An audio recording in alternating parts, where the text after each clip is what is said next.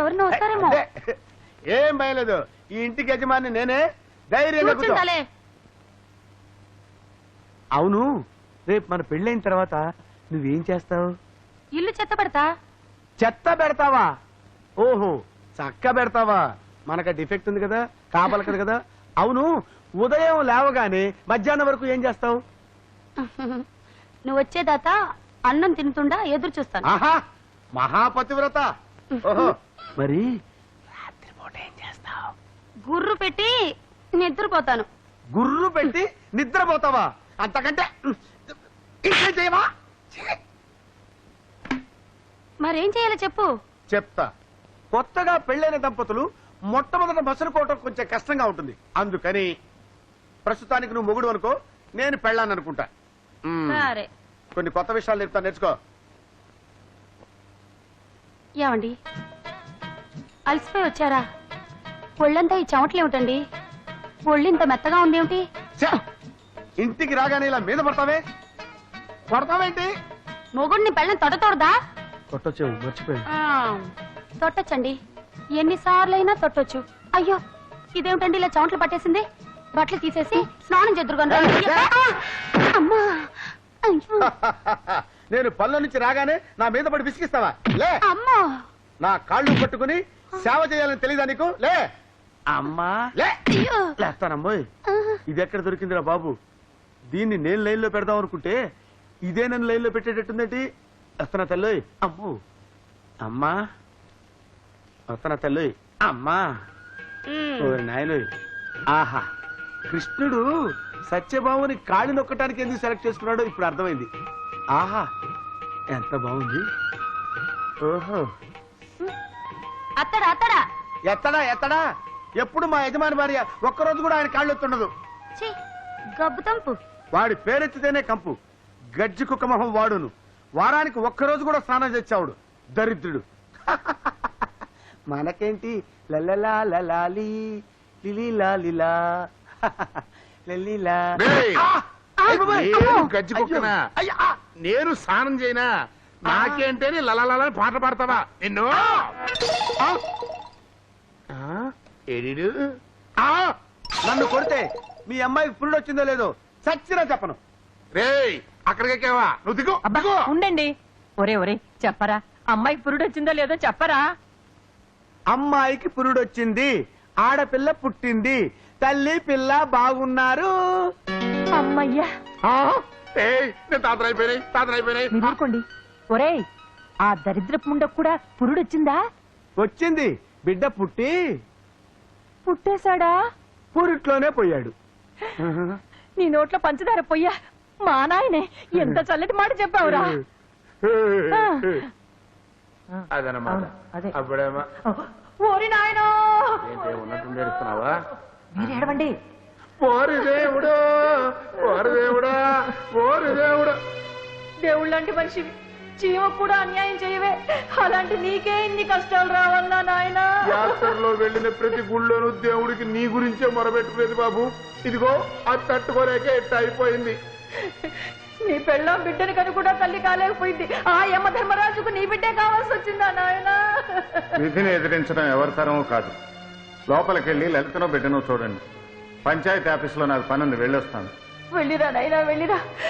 ఈ పనుల ఒత్తిడిలోనే నువ్వు ఈ దుఃఖాన్ని మర్చిపోవాలి. అమ్మో అమ్మో, ఏమి యాక్టింగ్, ఏమి యాక్టింగ్. 3 సార్లు ఊర్వశి అవార్డు కొట్టిన సినిమా యాక్టర్ యాక్టింగ్ కూడా నీ యాక్టింగ్ ముందు బలాదురు. ముందు నాకు అర్థం కాలేదు, అందుకే వెంటనే అందుకోలేకపోయా. అంతొద్దు గాని కొంచెం తగ్గించండి, దిష్టి తగులుద్ది. అమ్మో అమ్మో అమ్మో, ఇదేం పోయేగలవే? ఈ బిడ్డ నా మనవరాలేగా, దీనికి నువ్వు పాలిస్తున్నావేంటే? అది అది ఏమిటా? అది పుట్టగానే బిడ్డను పొట్టను పెట్టుకున్నావు. ఇప్పుడు దీన్ని కాటి పంపేదాకా వదలవా? నీ పాపిష్టి చేతులు నా మనవరాన్ని తాకడానికి వీల్లేదు. ఇవ్వు. ఎందుకు అక్క చేతుల పాపం లాక్కుంటున్నావు? అసలు ఇక్కడికి ఎందుకు వచ్చావు? అది కదే పిచ్చిమొద్దు, ఈవిడ గారు నీ బిడ్డకు పాలిస్తుంది. నీ కొంప మునిపోయిందని. కొంపలు కాల్చే కొరివే ఇది. ఇన్నేళ్లు గొడ్రాలుగా పడి ఉండి ఏదో ప్రసవించినట్టుగా ఉందా? పావులా తన బిడ్డను తానే మింగేసింది. ఇప్పుడు ఆ తాచుపాము కళ్ళు నీ బిడ్డ మీద పడ్డాయి. అది తాగించేది పాలు కాదు, విషం. నీ ఇష్టం వచ్చినట్టు మాట్లాడుకో. ఇంకొకసారి వాగేవంటే తల్లివని కూడా చూడను. లలిత, అవును, ఆవిడ నాకు దేవత. ఆవిడ ఎవరన్నా అంటే నేను సహించలేను. ఆవిడ విషం తాగించినా అది నా బిడ్డకు అమృతమే అవుతుంది. దయచేసి నువ్వు ఇక్కడి నుంచి బయటకు నడు. తెలుసా? తప్పమ్మా. అక్క నువ్వు ఊరుకో, నువ్వు బయటకు వెళ్ళమ్మా. నా కడుపున పుట్టి నన్నే బయటకు పొమ్మంటావా? అది దేవత, నేను దయ్యమా? వెళ్తాను. ఆ దిక్కుమాలని చేతిలో నీ బిడ్డను పెట్టు. ఆ దయ్యం నీ బిడ్డను ప్రాణం తీసేదాకా వదలదు. నీ బిడ్డకు జబ్బు చేసి కళ్ళు తేలేస్తే అప్పుడు నా మాట నీకు అర్థం అవుతాయి. నీ బిడ్డ చావు బతుకులో పడి ఏ మందు మాకు పని చేయక గుడ్డుకోమంటే నీ నెత్తికెక్కిన కళ్ళు అప్పుడు కింద దిగుతాయి. ఇంకా ఎందుకే సిగ్గు లేకుండా పిచ్చి కుక్కల బాగుతావు? మన కూతురు చచ్చిందనుకుని కొంపకు పోయి స్నానం చేద్దాం పద. మీరు ఆగండి. ఆగితే నీ కూతురు మెడబెట్టుకుని బయటికి గంటేస్తున్నాయి. అక్కడ చూస్తూ నిలబడతావేంటి? పద. వదలండి, వదలమంటుంటే. అక్క పాపని తీసుకో. వద్దు, పాపని ముట్టుకోవడానికి కూడా నాకు భయంగా ఉంది. పాపని తీసుకుంటావా లేదా? వద్దమ్మా, ఈ పాపిష్టి చేతుల్లో పాపని పెట్టద్దు. పాపను నువ్వు తీసుకోవాలి, లేకపోతే నా మీద ఒట్టు. పడతానికి పోదు లలిత, నేను చెప్పే మాట విను. ఈ ఒక్క మాట తప్పించి మరి ఏ మాటనే వింటాను. ముందు పాపకు పాలివ్వు. లలిత,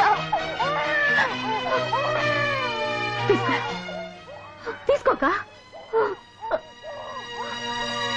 నీలో నిజమైన తల్లి ప్రేమే ఉంటే ముందు ఈ బిడ్డకు పాలివ్వు.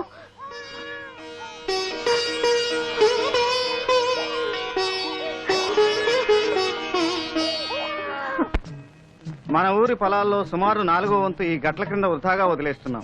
దీన్ని కూడా సాగు చేయగలిగితే ఆకలికి మాడే అందరి కడుపులు నింపొచ్చు. అది ఎలా సాధ్యం బాబు? పొలాల మధ్య సరిహద్దు గట్లు తీసేసి సమిష్టి వ్యవసాయం చేయగలిగితే అది సాధ్యం అవుతుంది. మరి ఫలసాయం బాబు? ఎవరిది ఎంత పొలమో ఆ వంతుల వారీగానే ఫలసాయం పంపకం జరుగుతుంది. ఈ సహకార వ్యవసాయంలో మిగతా గ్రామాలన్నింటికీ మనం ఆదర్శం కావాలి. ఏమండే, ఇక్కడ మీరు కోడిగుడ్లతో ఆడుకుంటూ కూర్చోండి. అక్కడ శేఖరం గారు మా పేనాలతో ఆడుకుంటున్నాడు. ఏ మొహం పెట్టుకుని ఇక్కడికి వచ్చావు? ఆ విషయం నేను అన్నానండి. నీ కూతురు పెళ్లి విషయంలో ఆయన అవమానించినవి ఏ మొహం పెట్టుకుని వెళ్తావని. నోరు మీరే అదవా.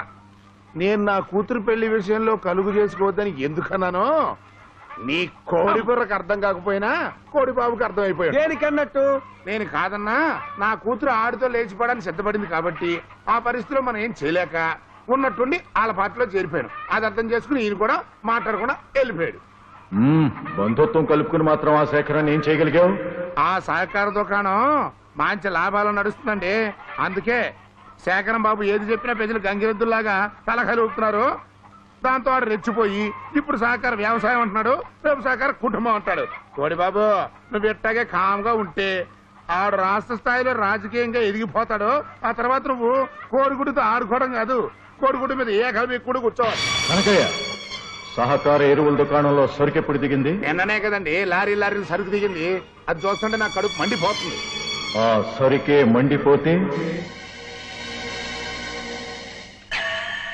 త్వరగా కానివ్వండి. అమ్మో జీవహింస, నాకు భయం అండి బాబు. ఆ కార్యక్రమం ఏదో మీరే కానివ్వండి. ఇటు ఎవరు రాకుండా నేను చూస్తూ అక్కడ నుంచి ఉంటా.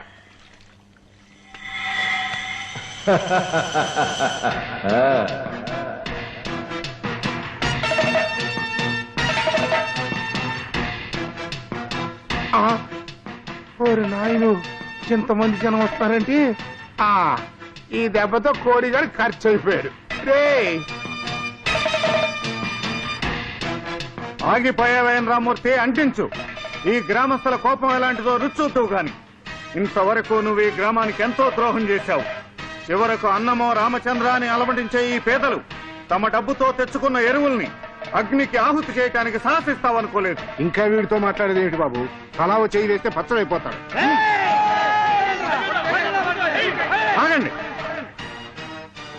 అడ్డు చెప్పకు బాబు, ఇలాంటి వాళ్లను విడిచిపెట్టకూడదు. ఈ రామ్మూర్తిని కొట్టి చంపేస్తే ఇలాంటి మరో దుర్మార్గుడు తలెత్తకపోడు. మనం కళ్ళు మూసు కూర్చోకుండా ఇలాంటి కలుపు మొక్కల్ని ఓ కంట కనిపెడితే సరిపోతుంది బాబాయ్. కనిపెట్టడంతో సరిపోదు శేఖరం బాబు, ఇట్లాంటి చీర పురుగుల్ని మందు పెట్టి మరీ చంపేయాలి. కనకయ్య, ఇదిగో ఆ నోటితో నా పవిత్రమైన పేరు అనబాక. చూశారండి, నేను అతను ఏదో ప్రాణ స్నేహితులైనట్టు పెద్ద దబాయించేస్తాడు. ఇంకాసేపు అయితే ఈ దరిద్ర పాపంలో నాకు వాటా ఉందని చెప్పేస్తాడు. కనకయ్య, ఏ పాపంలో ఎవరికెంత భాగం ఉందో సమయం వచ్చినప్పుడు బయటపడుతుంది కనకయ్య. అవునవును. రామ్మూర్తి, ఇంత ఘోరం చేసిన నిన్ను పోలీసులకు అప్పగించవచ్చు. కానీ పోలీసులు ఇంతవరకు ఈ ఊళ్ళో అడుగు పెట్టలేదు. నీ కారణంగా పోలీసులు ఈ ఊరికి రావటం గ్రామ ప్రజలకు ఇష్టం లేదు. అందువల్ల ఈ గ్రామానికి ద్రోహం చేసిన నీకు గ్రామ బహిష్కరణ శిక్ష విధిస్తున్నాను. 24 గంటల్లోగా నువ్వు ఈ ఊరు విడిచిపెట్టి వెళ్ళిపోవాలి. ఇది గ్రామ పంచాయతీ నిర్ణయం. మంచి తీర్పు చెప్పాడు శాకరం బాబు. రండి, రండి.